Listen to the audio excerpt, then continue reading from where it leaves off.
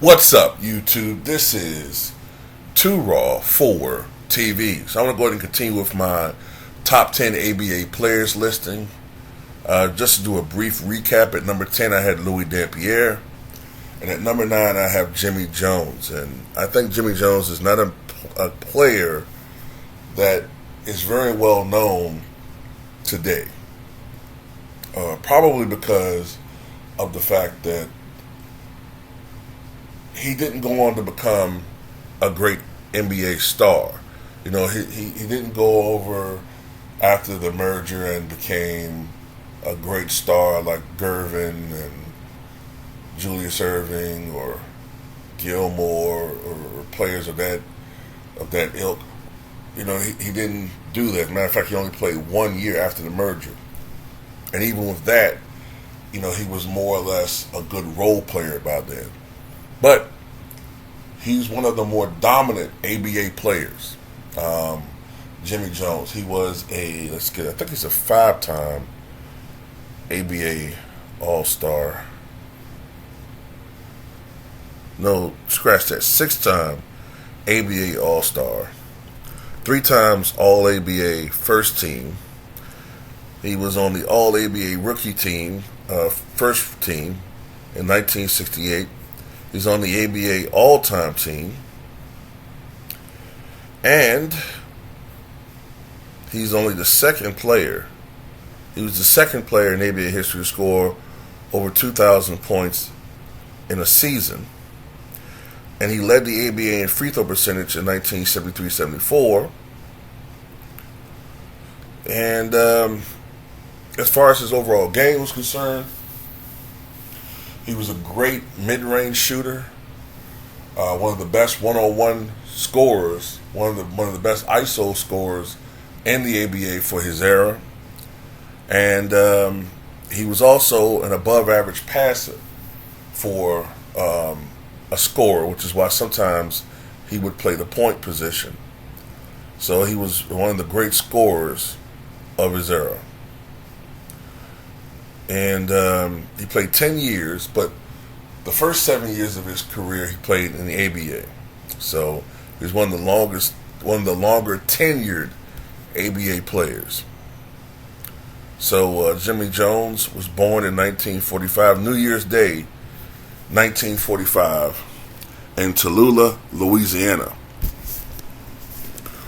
And he attended Grambling State University.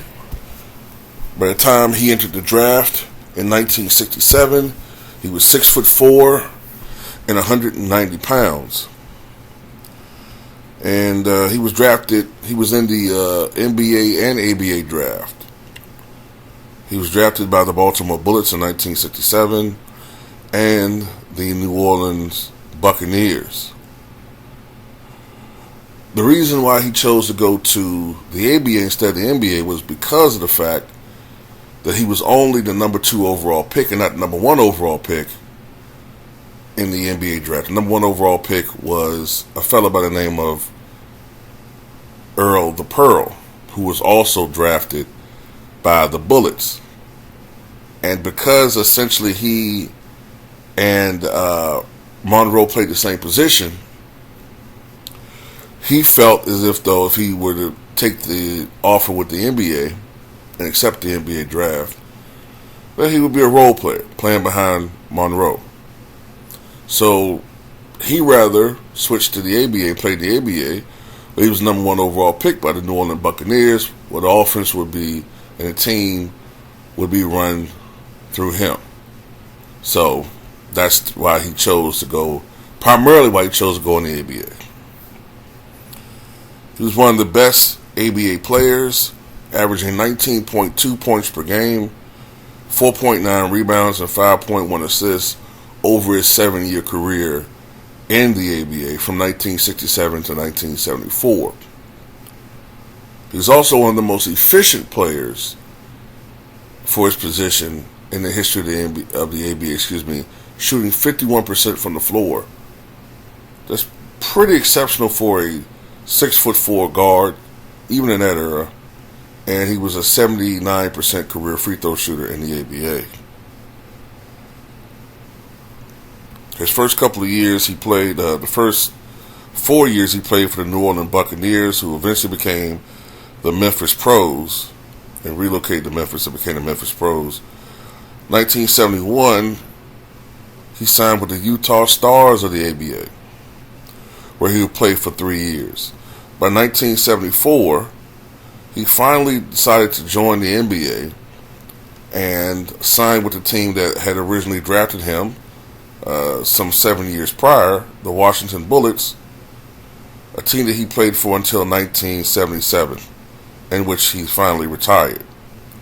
When you combine his ABA and NBA numbers, he scored over 11,000 points, or 16 points per game, grabbed nearly 3,000 rebounds, or 4.6 rebounds per game, and dished out over 3,000 assists, or 4.5 assists per contest.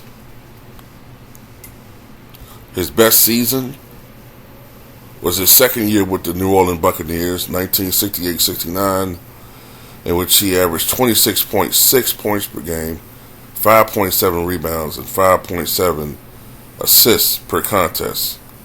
And he shot 53.5% from the floor.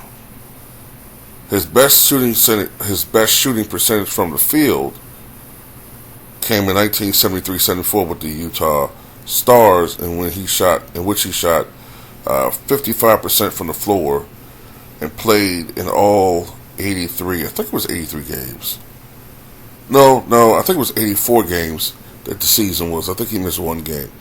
But he played in 83 games and averaged 16.8 points per game. So wanted to show some love to Jimmy Jones, one of the most prolific scorers of his era. And tell me what you guys think.